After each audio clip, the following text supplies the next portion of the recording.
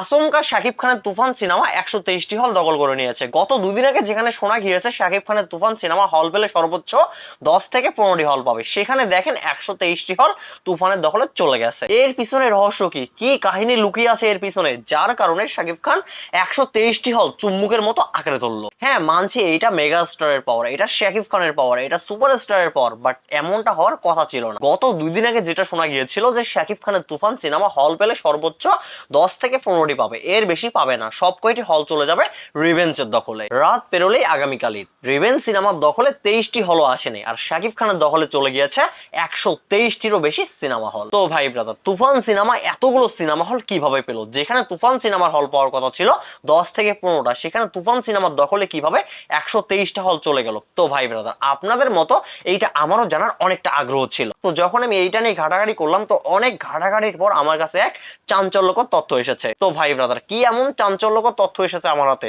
শাকিব খানের তুফান কি জন্যই বা এতগুলো সিনেমা হল পেল? তো ভাই ব্রাদার, বিস্তারিত আলোচনা করব আজকের এই ভিডিওতে। সবাই ভিডিওটা না টেনে পুরো ভিডিওটা কন্টিনিউ করুন। তো প্রথমত বিষয়টা হচ্ছে, এই ঈদে সিনেমা রিলিজ হবে মাত্র 1st ডে, তার মধ্যে আলোচনায় রয়েছে 3টি, আর বাকি সিনেমাগুলোর কোনো নাম গন্ধই নেই। এর মধ্যে শাকিব খানের তুফান, শবনম বুবলী আর জিয়াউল রোশন অভিনীত রেভেন্স, তারপরে হচ্ছে ডার্ক ওয়ার্ল্ড, এই 3টি সিনেমা নিয়ে একটু বেশি আলোচনা এবং সমালোচনা হচ্ছে। বাকি সিনেমা 2টা নিয়েও আলোচনা সমালোচনা হচ্ছে, বাট এই 3টির মতো আলোচনা সমালোচনা হচ্ছে না। তো যাই হোক, এখন আসি মূল পয়েন্টে। গত কয়েকদিন আগে আপনারা দেখেছেন তুফান সিনেমার ম্যানেজারের কথার ভিত্তিতে একটি নিউজ হয়েছে, যেটা সোশ্যাল মিডিয়ায় ব্যাপক পরিমাণে ভাইরাল হয়েছে। নিউজটি হচ্ছে, কোন সিনেমা হল পাচ্ছে না শাকিব খানের তুফান। শাকিব খানের তুফান সিনেমার একটা রসিদ কাটা হয় নাই ঈদের 4 দিন আগে। ওনারা জানিয়েছেন অতিরিক্ত রেন্টালের কারণে শাকিব খানের তুফান সিনেমা নেওয়ার সাহস করতে পারছে না কোনো হল মালিক। তাই সিনেমা হল মালিকরা বিকল্প সিনেমা হিসেবে বেছে নিয়েছে শবনম বুবলী আর জিয়াউল রোশন অভিনীত রিভেঞ্জ সিনেমাটি। বাট আজকে দেখেন তুফান এবং রিভেঞ্জ সিনেমার হল লিস্ট চলে আসছে। এই হল লিস্ট দেখে আমার মাথায় হাত, ভাই এটা কিভাবে সম্ভব? তো এইটা কিভাবে সম্ভব হলো, এইটা নিয়ে কেউ মুখ খুলতে চাচ্ছে না। যখন কেউই মুখ খুলতে চাইলো না, তখন আমরা কয়েকজন সিনেমা হল মালিকের সঙ্গে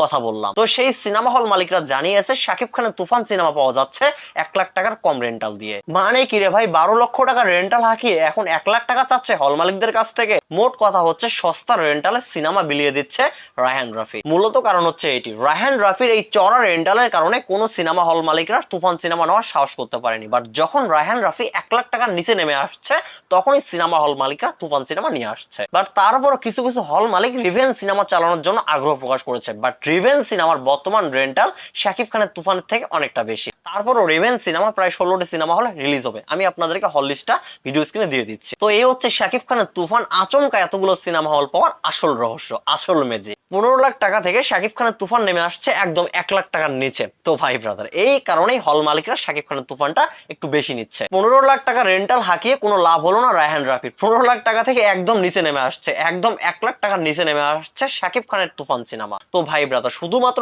কম রেন্টালের কারণেই যে শাকিব খানের তুফান সিনেমা এতগুলো হল পেয়েছে এমনটা কিন্তু না। অতিরিক্ত রেন্টাল দিয়ে হলেও কিন্তু হল মালিকরা শাকিব খানের তুফান সিনেমা চালাইতো, কারণ শাকিব খানের সিনেমা থেকে টাকা উঠে আসে, শাকিব খানের সিনেমা থেকে টাকা উঠানো সম্ভব। তো যাই হোক ভাই ব্রাদার, ভিডিওটা এই পর্যন্ত, এটা নিয়ে আর কিছু বললাম না। আর হ্যাঁ, সবাইকে ঈদুল আজহার অনেক অনেক শুভেচ্ছা, ঈদ মোবারক। সবাই ভালো থাকবেন, সুস্থ থাকবেন। পরবর্তী ভিডিওতে আবার দেখা হচ্ছে। আল্লাহ হাফেজ।